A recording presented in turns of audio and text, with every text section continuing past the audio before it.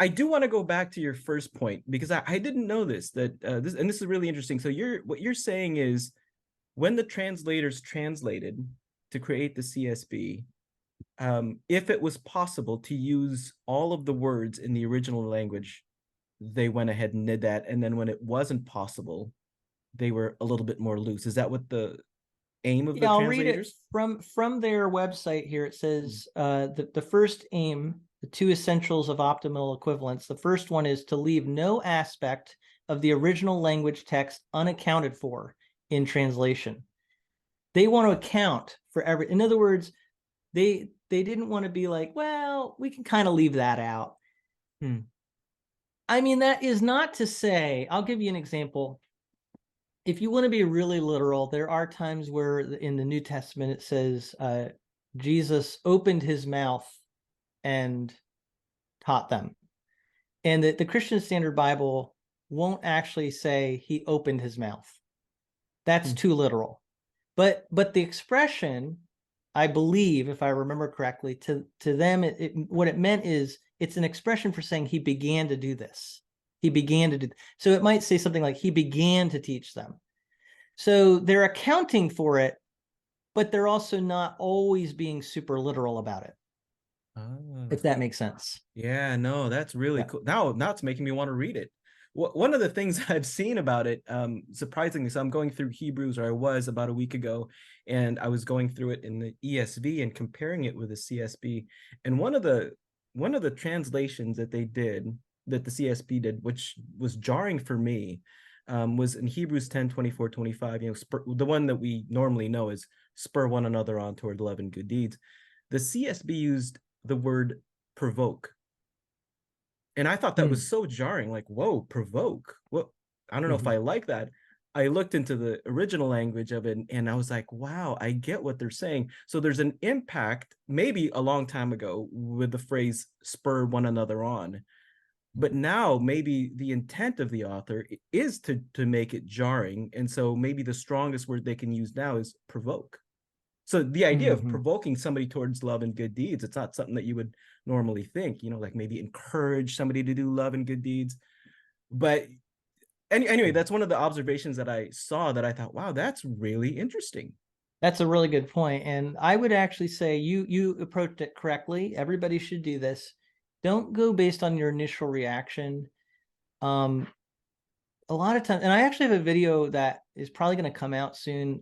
There's some people that have been giving their reaction to something the LSB did because they just don't like this. But and it's not the name of God. It's actually a certain choice of translation in the New Testament. And I won't give it away here, but people from a certain theological background tend to be very like, ooh, I don't know if I like that. But it's like, well, look at what the original language is saying. And whether you like it or not, you at least can say, okay, I can see why the translators made that choice. Just because I don't personally have an emotionally positive reaction to that choice doesn't make it a bad choice. Right. And so I think what happens with Bible translation is a lot of times it's our own theology and what we're used to that influences. So what I mentioned John 3:16, to be honest, a lot of people initially may not like the Christian Standard Bible's rendering of John 3:16 because they're used to God so loved the world and they think that's poetic, it's beautiful, it's the heritage of how we've known the verse in the past.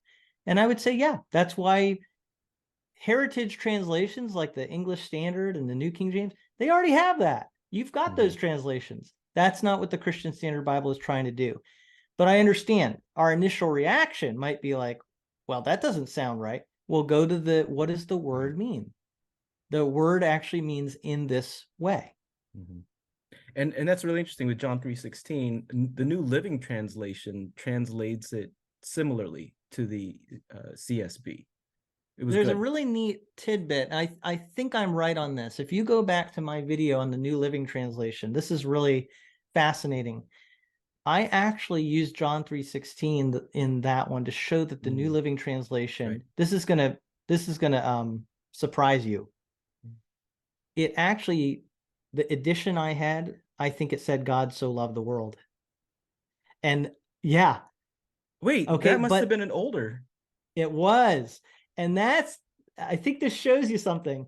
Even the New Living Translation, because it was originally done in the 90s, was impacted by the widespread Uh, usage of John 3:16 from the King James. It was so popular, even by the 1990s, to quote it in a King James manner, mm. that translations like the New Living were impacted by that. I'll have to go back and check my edition, but I'm pretty sure I said that in my video. And then people began correcting me. They said, that's not what the New Living Translation is. And I realized it's because I had an older edition. That's fascinating. I didn't know that. So just to let you know, the NLT was the very first read through I went through of the scriptures back in 2001. And that's what I mean, that wasn't glaring for me. But when I was preparing to do a sermon on John 3, and I compared the CSB and the NLT, I was like, wow, they're saying the same thing. But it never They are. dawned on me that that's a newer or the updated translation of 3:16. Yeah, and I would say that the Christian Standard Bible was probably one of the what's the word, pioneers Mm. for stepping out and saying, you know what, we're going to go for it. We're going to translate John 3:16 differently. And in a way, that's very dangerous, because if you do something people aren't used to in one of their favorite, most well-known passages, again, what we're talking about here is people's initial reaction, Mm. right? And their initial reaction to something that they already have a love for is, how dare you change that? Now that you've used it for a number of years, the CSB, and it's really helpful that you've used it even in the HCSB, what have you found surprising about this translation? Well, I started using it because I trusted the people behind it, and I knew it would be good for certain uses. Especially the way I looked at it is, literal is probably most important, Mm. uh, theologically speaking, when you're dealing with passages that are what I would call technical and very abstract concepts. So I think the Apostle Paul, I think, not to say that more dynamic translations don't have their place, but at the same time, it's really important when someone's using words in a very exact way. That's Mm. when it becomes more important to have an exact translation. Whereas narrative, what are you trying to do in narrative? You're trying to create a feeling. You're trying to get an impact and paint a picture when you're telling a story. And that's where I even early on, I was like, wow, the translations like the Christian Standard would be really good if you're reading, like, say, Old Testament story, and you really want to just have people listen to that and it speak in our language and make that emotional impact. So that was kind of part of my thinking. What I've been surprised by is how technically good the Christian Mm. Standard Bible is. That even when you're talking about technical passages, they are really careful. And like you said about that word provoked, you're probably going to find, when you look at the original language, they had a very good reason for making the choice that they did. Even when you're like, why did they do that? And you find out, oh, okay.